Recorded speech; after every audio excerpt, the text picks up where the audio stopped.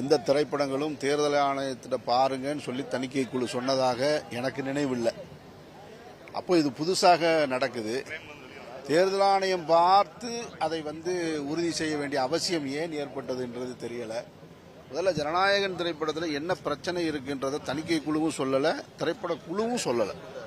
அது ரெண்டுமே ஒரு மறைமுகமான ஒரு இதாக இருக்கு. அப்படி அவசியமற்றதுன்னு நான் நினைக்கிறேன். அந்த படத்தில் ஒரு அரசுக்கு எதிரான வசனங்களோ அல்லது மக்களை சமூக ஒற்றுமையை கொடுக்கக்கூடிய வசனங்களோ காட்சிகளோ இருந்திருக்குமானால் இந்தந்த காட்சிகள் இருக்குன்னு சொல்லி தணிக்கைத்துறை சொல்லியிருக்கணும். ஆனால் எதையுமே சொல்லாமல் இருப்பது ஒரு அரசியலாக பார்க்கப்படும்ன்றதுதான் என்னுடைய கருத்து. அதில் அரசியல் நிறைஞ்சிருக்குன்றதை நான் முழுசா நம்புறேன். எப்படி சார் இப்ப ரிவெஞ்ச் அந்த டூரண்டர் செகண்ட் அந்த ரிவெஞ்ச் மூவில இந்த பிரைம் மினிஸ்டர் டிமானிட்டேஷன் பேசின வீடியோலாம் வரையாமட்டிருக்கு. அது ஒரு ப்ரொபகண்டா படம் தான், ப்ரோ பிஜேபிக்கான திரைப்படம். 2014க்கு பின்னாடி இந்தியாவில் இது மாதிரியான திரைப்படங்கள் தொடர்ச்சியாக வர ஆரம்பிச்சிருக்கு. அதை அரசும் வரவேற்குது, ஊக்குவிக்குது, என்கரேஜ் பண்றாங்க. அதை பெருவாரியான மக்கள்கிட்ட கொண்டு போய் சேர்க்கிறாங்க. இதன் மூலமாக மக்களுக்குள்ள, இந்தியாவில் இருக்கக்கூடிய மக்களுக்குள்ள இரண்டு சமூக மக்களுக்குள்ள பிரிவினை ஏற்படுத்துவதும் தேசபக்தியை ஏற்படுத்துவதும் முந்தைய காங்கிரஸ் ஆட்சியாளர்கள் பொம்மை ஆட்சியாளர்கள் என்பது போல சித்தரிப்பதும் இதுபோல தொடர்ச்சியா படங்கள் வந்திருக்குது. ஆக்சிடென்டல் பிரைம் மினிஸ்டராக இருக்கட்டும், கேரளா ஸ்டோரியாக இருக்கட்டும், காஷ்மீர் ஃபைல்ஸாக இருக்கட்டும், இப்போ துரந்தராக இருக்கட்டும், இன்னும் பல்வேறு திரைப்படங்கள். ஒன்று மட்டும் தெளிவாக தெரியுது, மத்தியில் ஆளுகின்ற ஒன்றிய அரசு ஊடகத்தை கையில் எடுத்துட்டாங்க. ஊடகத்தை கையில் எடுத்து ஊடகத்தின் வழியாக தான் இனிமேல் அரசியல் செய்யணுன்ற முடிவுக்கு வந்திருக்கிறதா நான் நம்புறேன்.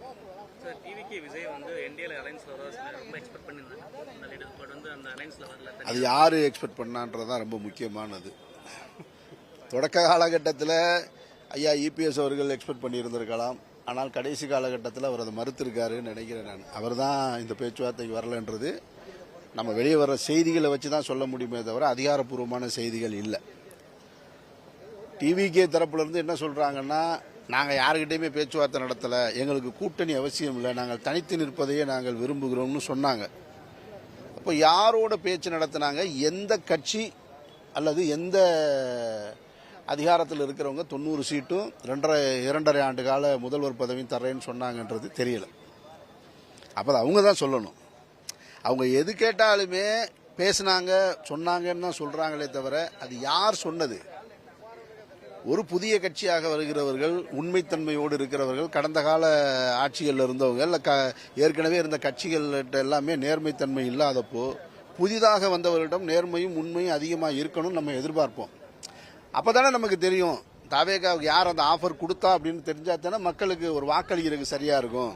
அப்போ அவரை போய் கூப்பிட்டுருக்காங்க, 90 சீட்டு தர்றோம், 2.5 ஆண்டு கால ஆட்சியை தர்றோம்னு சொன்னா அவர்கள் எப்படிப்பட்டவர்களா இருப்பார்கள் நம்ம சிந்திக்க முடியும். இப்ப அதை சொல்லவே இல்லை அப்படிங்கும் பொழுது நம்மளா ஒரு யூகத்தில் இல்லை, திமுக தான் அந்த ஆஃபர் கொடுத்ததா, திமுக கூட்டணி தான் 90 சீட்டு தரேன்னு சொன்னாங்களா, எப்படி எடுத்துக்கிறதுன்னே தெரியல. இல்ல காங்கிரஸ் சொன்னாங்களா அப்படின்றது தெரியல. எல்லாமே அவங்க வார்த்தையை வச்சு பார்க்கும்போது இதுல எது உண்மை எது பொய்ன்றதை நம்மளால உணர முடியல. உலகெங்கும் வாழக்கூடிய இஸ்லாமியர்கள் வருடத்தில் ஒரு முறை ரமலான் மாதத்தில் 30 நாட்கள் நோன்பை நோற்று அந்த விரதத்தை முடிச்சுக்கிட்டு கடைசி நாளாக இந்த திடல் தொழுகை நிறைவேற்றுவது உலகம் முழுவதும் உள்ள வழக்கம். அந்த வழக்கத்தின்படி இன்றைக்கு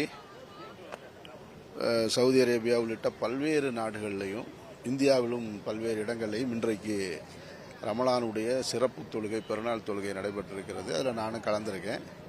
இந்த தொழுகையில் நடைபெற்று கொண்டிருக்கக்கூடிய அந்த போர் உக்கிரம் குறைய வேண்டும், மனிதர்கள் ஒருவரை ஒருவரை நேசிக்க வேண்டும், தேவையற்ற சூழ்நிலையில் ஒரு போர் சூழலை உருவாக்குவது ஏற்புடையதல்ல, மனித உயிர்கள் பாதுகாக்கப்பட வேண்டும் என்ற பல்வேறு பிரார்த்தனை உலகெங்கும் பண்ணியிருக்கிறாங்க. இங்கே இருக்கக்கூடியவர்களும் அந்த பிரார்த்தனையில் கலந்திருப்பாங்க. நானும் அந்த பிரார்த்தனை செய்திருக்கிறேன்.